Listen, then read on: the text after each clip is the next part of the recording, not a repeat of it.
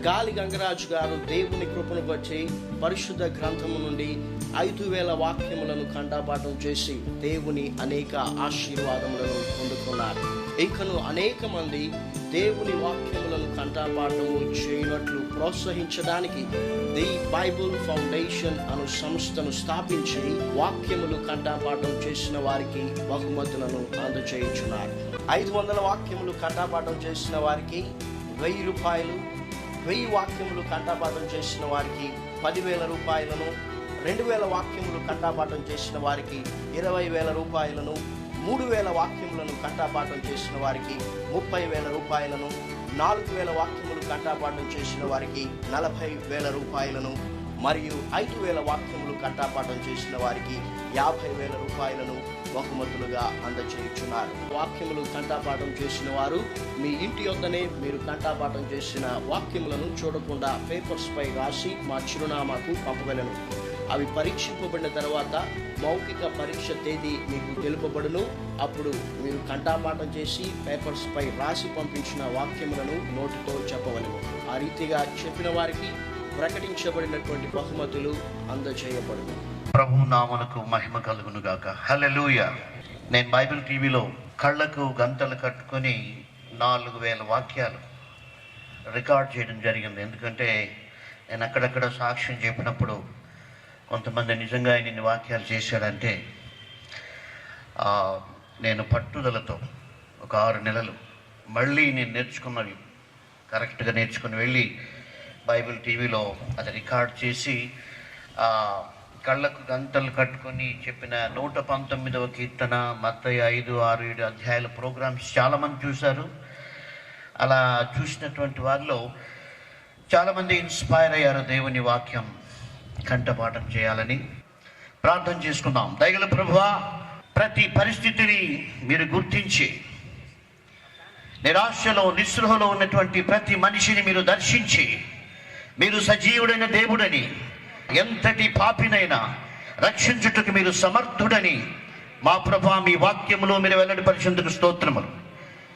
ఈ రాత్రి మా ప్రభా మీ వాక్యము వెల్లడవుతుండగా వెలుగు కలిగి తెలివి లేని వారికి అది తెలివి పుట్టించుటకును, పాపులకు పశ్చాత్తాపం పుట్టించుటకును, మీ యందు విశ్వాసం ఉంచిన వారికి ఉజ్జీవము కలిగించుటకును మీ వాక్కు చొప్పున ప్రభా మీరు మీ వాక్యమును స్థిరపరచమని మీకు మహిమ చెల్లిస్తూ యేసుక్రీస్తు నామమున ప్రార్థిస్తున్నాము తండ్రి, ఆమేన్. పిల్లరా, చాలాసార్లు మనం బైబిల్ చదువుకుంటూ వెళ్ళిపోతాం. కొన్నిసార్లు అయితే వేరే పనులు ఉంటాయి కాబట్టి ఏదో చదవాలని పరిగెత్తుతూ చదువుతాం. అయితే బైబిల్ గ్రంథంలో ప్రతి వాక్య భాగం మన మనసుంచి ప్రార్థించుకొని ఈ ధర్మశాస్త్రమందు ఆశ్చర్యకరమైన సంగతులను చూచున్నట్లు నా కన్నులు తెరువమని ప్రార్థన చేస్తే దేవుడు అద్భుతమైన సంగతులు చూపిస్తాడు. ఇక్కడ చూస్తున్నాం, ఒక సరస్సు తీరం, జాలరులు వలలు కడుక్కుంటూ ఉన్నారు. సందర్భం ఏంటంటే రాత్రంతా శ్రమపడ్డారు, ఏమీ దొరకలేదు. మనం అర్థం చేసుకోవచ్చు, ఒక వ్యక్తి ఏదైనా ఒక పని చేయడానికి కృషి చేస్తే ఆ పని సఫలం కాకపోతే ఆ వ్యక్తి చాలా నిరాశకు లోనవుతారు. బైబిల్ గ్రంథంలో కూడా మాట చెప్పబడింది. సామెతల గ్రంథం 13వ అధ్యాయంలో హృదయ కోరిక తీరకపోతే హృదయం నొచ్చుకుంటుంది, కోరిక నెరవేర్చకపోతే హృదయం భారంతో నిండిపోతుంది. ఇక్కడ వారు చాలా బాధలో ఉన్నారు.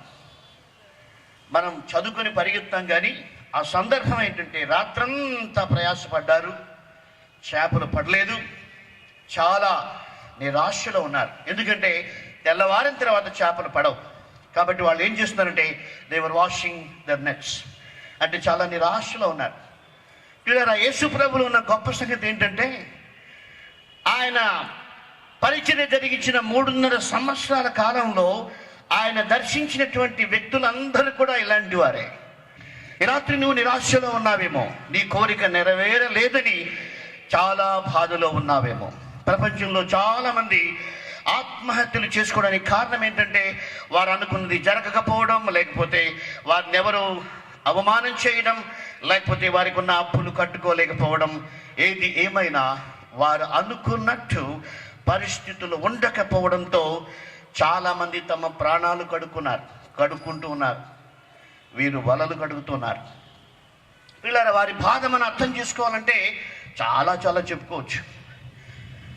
నేను అనుకుంటాను అన్నిటికంటే ముఖ్యమైన బాధ ఏంటంటే ఇంటికి పోయి భార్యకి ఏం సమాధానం చెప్పేదిరా అని పెద్ద బాధ ఉంటుంది. ఎందుకంటే పురుషులు బయటికి వెళ్ళి చాలా కష్టాలు పడతారు. అన్నిటికంటే పెద్ద కష్టం ఏంటంటే ఇంటికి వచ్చిన తర్వాత భార్య ఇచ్చే ట్రీట్మెంట్. అందరూ కాదు, కొందరు తప్పకుండా. కాబట్టి ఆ నిరాశలో వాళ్ళు కడుగుతున్నప్పుడు ఇంటికి వెళ్తే భార్య ఏమంటుందో, ఏమయ్యా ఒక్క చేప కూడా దొరకలేదంటయా, అక్కడే ఉండిపోకూడదా అని అడిగే ఆడవాళ్ళు చాలామంది ఉంటారు. మొత్తం మీద దేవర్ ఇన్ డిస్ట్రెస్, చాలా నిరాశలో ఉన్నారు. నీ కృంగుదల నుండి నిన్ను లేవనెత్తడానికి నేను వచ్చానని యేసు చెబుతున్నాడు. హల్లెలూయా. గమనించండి, యేసు వెళ్ళి అక్కడ ఏం చేశాడో మనం చూస్తాం. ఆయన ధోనికి దారిని తోయమని చెప్పి వారికి వాక్యం బోధించాడు. గమనించండి, యేసు ప్రభు వారికి సహాయం చేశాడు. 11వ వచనంలో 10వ వచనంలో మనం చూస్తే వారికి విస్తారమైన చేపలు పడ్డాయి. అయితే ఆ సహాయం చేయడానికి ముందుగా, ఆ అద్భుతం చేయడానికి ముందుగా యేసు ప్రభు వారికి వాక్యం బోధించాడు. హల్లెలూయా. పిల్లరా, నీ జీవితంలో అద్భుతం కావాలంటే, నీ జీవితంలో విమోచన కావాలంటే, నీ జీవితంలో ఎదుగుదల కావాలంటే దేవుడు మొట్టమొదట నిన్ను ఆయన వాక్యాన్ని వినమంటున్నాడు. హల్లెలూయా. అయితే మనిషి ఏమనుకుంటాడంటే వెంటనే ప్రభు రావాలి. చాలాసార్లు మనుషుల ఆశ అదే, వెంటనే వారి కష్టం వెళ్ళిపోవాలి, వెంటనే వారికి ఉన్న బాధ తీరిపోవాలి, వెంటనే వారి కోరిక నెరవేరాలి, వెంటనే వారు అనుకున్నది జరగాలి. అలా జరగడానికి కొంతమంది సేవకులకి లంచము కూడా ఇవ్వడానికి వారు వెనకాడరు. వారి జీలంతా ఒక్కటే, వారు అనుకున్నది జరగాలి. పిల్లరా, God has a strategic plan. ఆయన అలా ఇక్కడ సహాయం చేయలేదు. మొదట వాక్యం బోధించాడు. హల్లెలూయా. అసలు ఎందుకు బోధించాడు వాక్యం అంటే ఆ తర్వాత మనకు తెలుస్తుంది. గమనించండి, బైబిల్ చెబుతుంది, రోమీయులకు రాసిన పత్రిక 10వ అధ్యాయంలో, వినుట వలన విశ్వాసము కలుగును. హల్లెలూయా. యేసు ప్రభు వారికి సహాయం చేయాలనుకుంటున్నాడు. వారికి సహాయం చేయాలంటే యేసు ప్రభు చెప్పినట్టుగా వారు వినాలి. యేసు ప్రభు చెప్పినట్టుగా వారు వినాలంటే వారు యేసు ప్రభు యొక్క బోధ వినాలి. అందుకే యేసు ప్రభు వారికి నేరుగా సహాయం చేయకుండా వారికి ఆ యొక్క బోధ చేసినట్టుగా మనం చూస్తున్నాం. కాబట్టి నువ్వు యేసు సహాయం కొరకు ఎదురు చూస్తుంటే నువ్వు ఆయన వాక్యం సన్నిధిలో కూర్చొని ఆయన వాక్యపు వెలుగులో నువ్వు దేవుని సహాయం కొరకు కనిపెట్టాలని దేవుడు కోరుతూ ఉన్నాడు. యేసు ప్రభు ఆయన ఇచ్చేటువంటి సహాయం పరిపూర్ణంగా మనం పొందాలని కోరుతూ ఉన్నాడు. కొద్ది కాలం కాదు. మనం చాలాసార్లు టెంపరీ విషయాల కొరకు ప్రార్థన చేస్తాం. పిల్లరా, యేసు ప్రభు మన భవిష్యత్ అంతటికీ సహాయం చేయాలని కోరుకునే దేవుడు. హల్లెలూయా. లూకా సువార్తలో మనం 5వ అధ్యాయంలోనే మనం చూస్తే 4వ వచనం, ఆయన బోధించుట చాలించిన తరువాత నీవు దోణెను లోతునకు నడిపించి చేపలు పట్టుటకు మీ వలలు వేయుడని సీమోనుతో చెప్పగా. గమనించండి, యేసు ప్రభు ఒకవేళ పర్హాప్స్ బోధించకుండా లేక వారు దేవుని వాక్యం వినక ముందే ప్రభు వారికి చెప్పుంటే, భలే చెప్పొచ్చావయ్యా, అసలు నీకు చేపలు పట్టడం తెలుసా? మేము బుద్ధి వచ్చినప్పటి నుంచి చేపలు పడుతున్నాం. రాత్రంతా పడని చేపలు ఇప్పుడు ఎందుకు పడతాయి? అసలు తెల్లవారితే చేపలే పడవు. నువ్వు పిచ్చి మాటలు మాట్లాడుతున్నావని చెప్పి వెళ్ళిపోయి ఉండేవారు. ఎందుకంటే ఉదయకాలం చేపలు పడే పరిస్థితి లేదు. అసలు యేసుప్రభు మాటకు వారు విలువిచ్చే పరిస్థితే లేదు. ఎందుకంటే వారు రాత్రంతా ప్రయత్నం చేశారు. గమనించండి, అయితే వారు యేసు మాట వినగలిగారు. ఎందుకంటే ఆ బోధ వారిలో ఆ యొక్క ఒబీడియన్స్ తీసుకొని వచ్చింది. హల్లెలూయా. నీ జీవితంలో యేసు మాటకు ఎప్పుడు ఒబీడియన్స్ చూపించగలవంటే ఆయన వాక్యాన్ని నువ్వు ధ్యానిస్తూ చదువుతూ, దేవా నీ వాక్య ప్రకారం నన్ను నడిపించుమని, నీ బోధన నాకు వినిపించమని, నీ ఆత్మతో నన్ను నడిపించమని నువ్వు ప్రార్థన చేయగలిగితే నీకు ఆ యొక్క విశ్వాసం కలుగుతుంది. కాబట్టి అక్కడ ఆయన సమాధానం చెప్తున్నాడు, పేతురు, ఏలినవాడా, రాత్రి అంతయు మేము ప్రయాసపడితిమి కానీ మాకేమీ దొరకలేదు. ఆయనను నీ మాట చొప్పున వలలు వేతునని ఆయనతో చెప్పాను. గమనించండి, నమ్మడానికైతే ప్రభువా మాకే విధమైనటువంటి ఆధారం లేదు, రాత్రంతా ప్రయాసపడ్డాం, మాకు అసలు నమ్మకం లేదు, అందుకే మేము వలలు కడుక్కొని పోవడానికి సిద్ధంగా ఉన్నాం. అయినను నీ మాట చొప్పున మేము వలలు వేస్తాం. హల్లెలూయా. గమనించండి, ఆ బోధ వాళ్ళకి ఆ ఇన్స్పిరేషన్ ఇచ్చింది. ఎందుకో తెలుసా? దేవుని వాక్యం విన్నప్పుడు వాక్యంలో చెప్పినట్టుగా వారికి విశ్వాసం కలిగింది. ఈయన చేపలకు ఆజ్ఞాపించడానికి శక్తిమంతుడు. రాత్రి మేము వేసిన స్థలాల్లో ఏ చేపలు లేకపోయినప్పటికీ ఇప్పుడు ఈయన ఆజ్ఞాపిస్తే చేపలు ఆ ప్రాంతానికి రాగలవు. ఇప్పుడు ఈయన ఆజ్ఞాపిస్తే విస్తారమైన చేపలు పడతాయి. ఎందుకంటే ఆయన బోధ విన్నాం మేము, ఆయన బోధలో శక్తి ఉంది. ఆయన ఏం చెబితే అది జరుగుతుంది. ప్రియులారా, నీ మాట చొప్పున గమనించండి, వాళ్ళు దేవుని మాటకు విలువిచ్చారు కాబట్టి ఆ గొప్ప అద్భుతం చూశారు. హల్లెలూయా. అయితే నీ దేవుని మాటకు విలువ ఇవ్వాలంటే నీ ఒపీనియన్ని పక్కన పెట్టాలి, నీ అనుభవాన్ని పక్కన పెట్టాలి, నీ అభిప్రాయాన్ని పక్కన పెట్టాలి. నీ అభిప్రాయాన్ని పక్కన పెట్టకపోతే, నీ అనుభవాన్ని పక్కన పెట్టకపోతే, నీ యొక్క టాలెంట్ని పక్కన పెట్టకపోతే నువ్వు దేవుని మాటను వినలేవు. అదే పేతురు చెప్పినాడు, అయినను నీ మాట చొప్పున వలలు వేస్తాం. పిల్లరా, దేవుని మాటకు విలువిచ్చిన వారి జీవితాల్లో అద్భుతం జరుగుతుంది. దావీదు భక్తుడు అన్నాడు 119వ కీర్తన 72వ వచనం, వేల కొలది వెండి బంగారు నాణెముల కంటే నీవిచ్చిన ధర్మశాస్త్రము నాకు మేలు.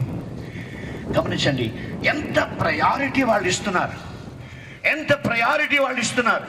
వేల కొలది బంగారు నాణెముల కంటే. పిల్లరా, మన జీవితంలో చిన్న విషయాల కొరకే దేవుని మాటను తోసేస్తాం.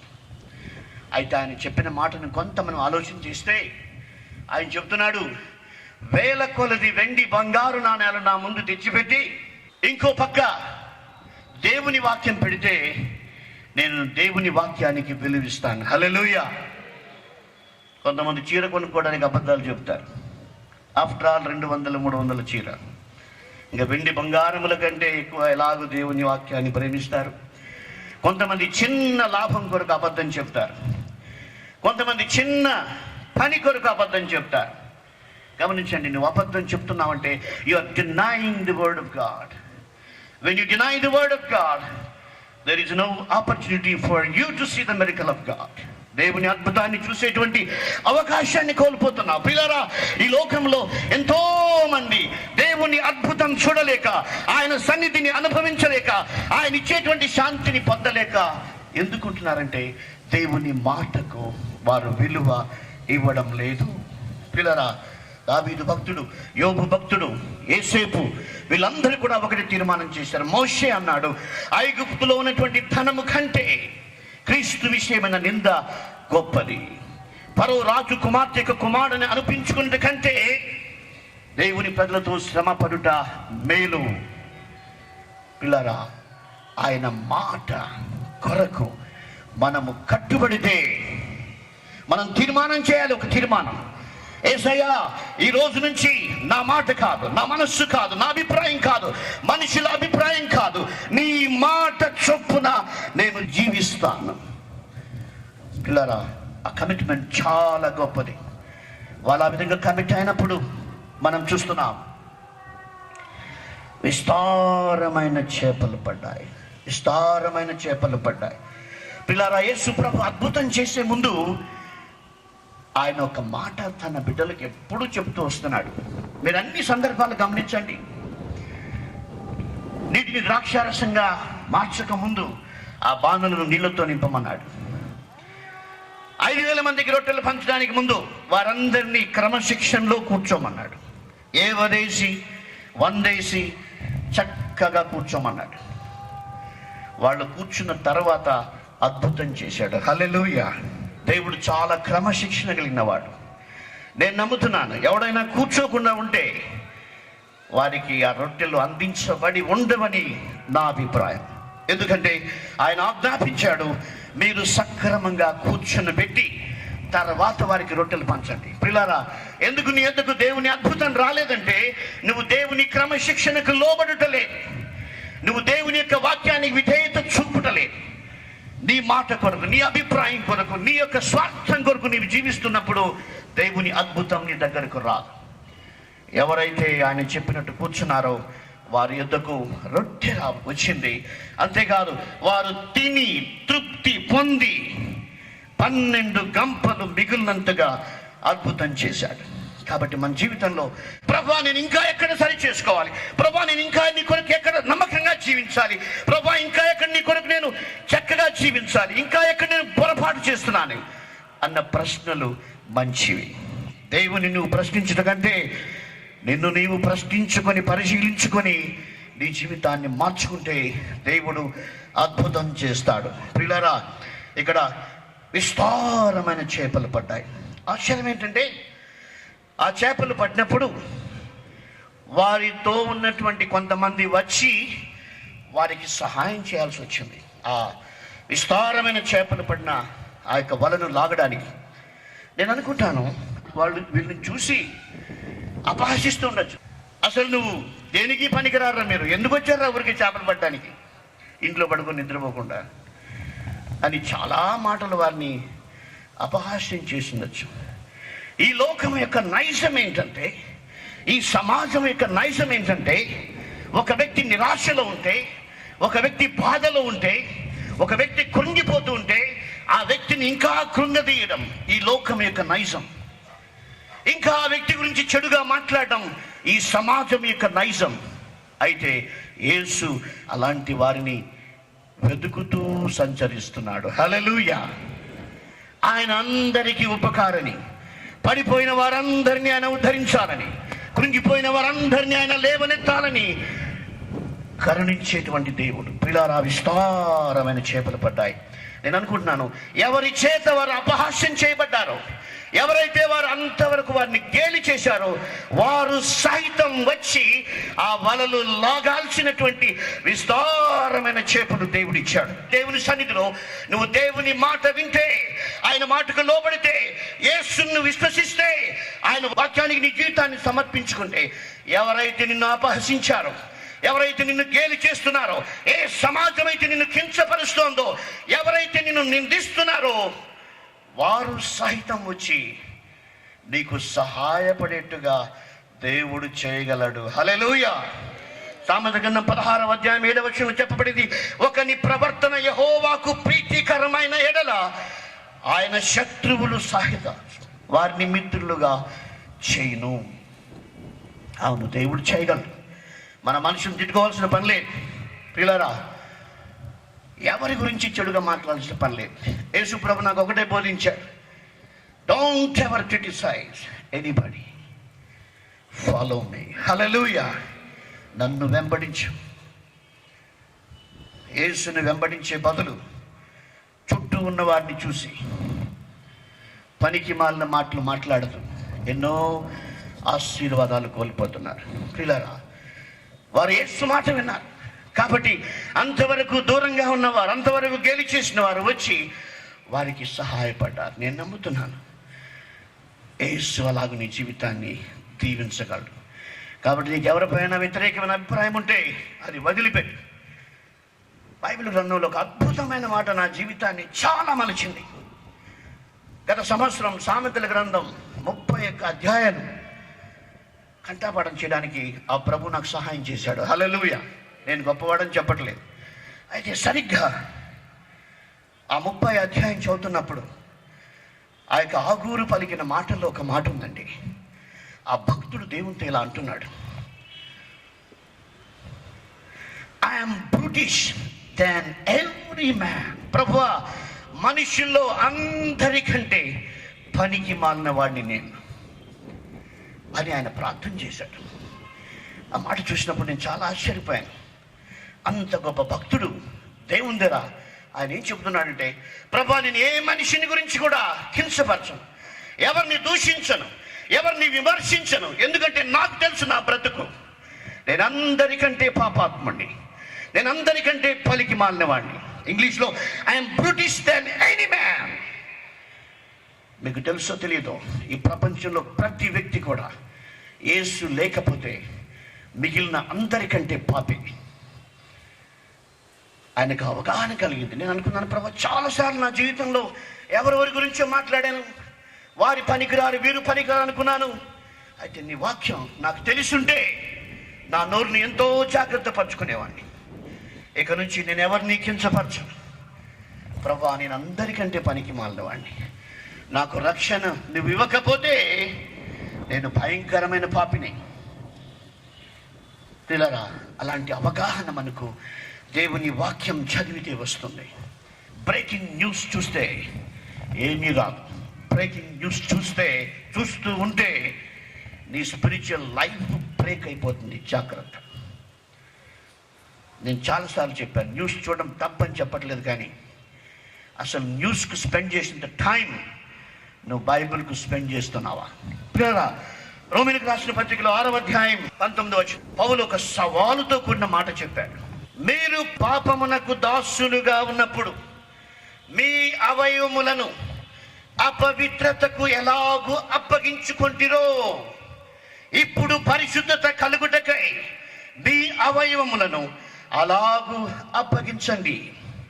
పిల్లరా, మనం పాపానికైతే చాలా సమర్పణ చేసుకున్నాం, చాలాసేపు సినిమాలు చూస్తాం, ఎంతసేపు అయినా చూడగలగం, ఎంతసేపు అయినా పేకాట ఆడగలం. నా జీవితంలో రాత్రంతా గ్యాంబ్లింగ్ ఆడిన రోజులు ఉన్నాయి. యేసుని తెలుసుకున్న తర్వాత ప్రభుని అడిగాను, ప్రభా, నేను రాత్రంతా కూడా నీ బైబిల్ చదవాలి. హల్లెలూయా. రాత్రంతా కూడా ఈ కన్నులు, ఈ చేతులు గ్యాంబ్లింగ్ ఆడాయి. ఆ పాపానికి నన్ను అంతగా అప్పగించుకున్నాను కదా. ఇప్పుడు ఈ వాక్యం బట్టి నేను అనుకుంటున్నాను, యేసయ్య, రాత్రులు నీ వాక్యం చదవాలి. హల్లెలూయా. పిల్లరా, ఒక సవాలుతో కూడిన జీవితం నీలో ఉండాలి. యేసును నమ్మినంత మాత్రాన సరిపోదు.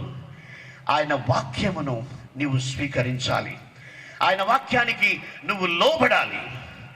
నువ్వు దేవుణ్ణి బ్లేమ్ చేస్తున్నావు, కానీ నిన్ను నువ్వే బ్లేమ్ చేసుకుంటున్నావు. గమనించండి, ఆయన అద్భుతమైనటువంటి, ప్రకాశమానమైనటువంటి, మహోన్నతమైనటువంటి ఆయన సన్నిధిలో మన పాప జీవితం చాలా వరస్ట్గా కనిపిస్తోంది. నా హృదయాన్ని, నా ఆత్మను ఉజ్జీవింపచేసినటువంటి విషయం ఏంటంటే, గమనించండి, 11వ వచనం చాలా అద్భుతమైన వచనం.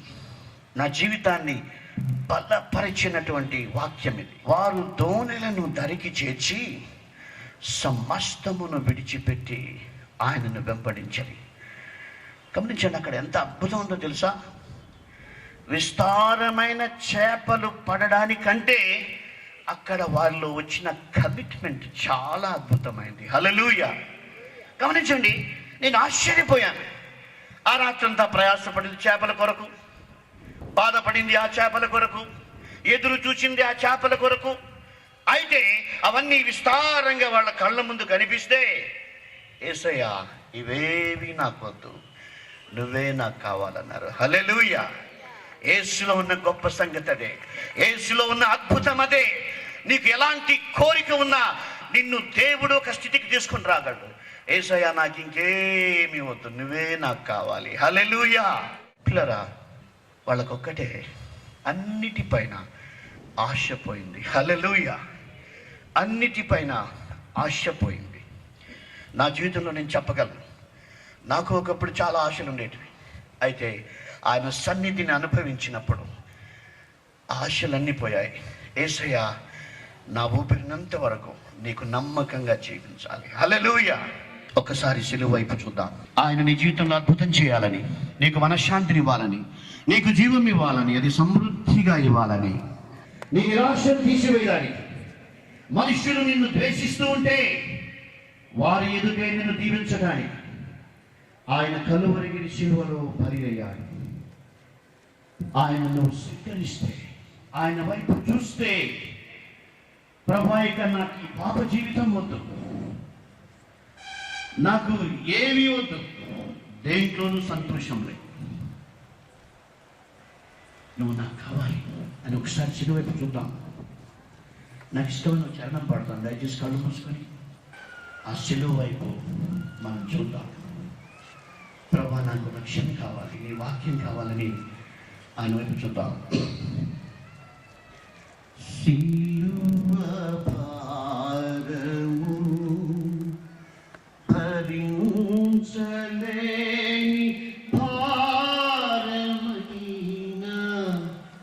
మోసితివి ప్రభు,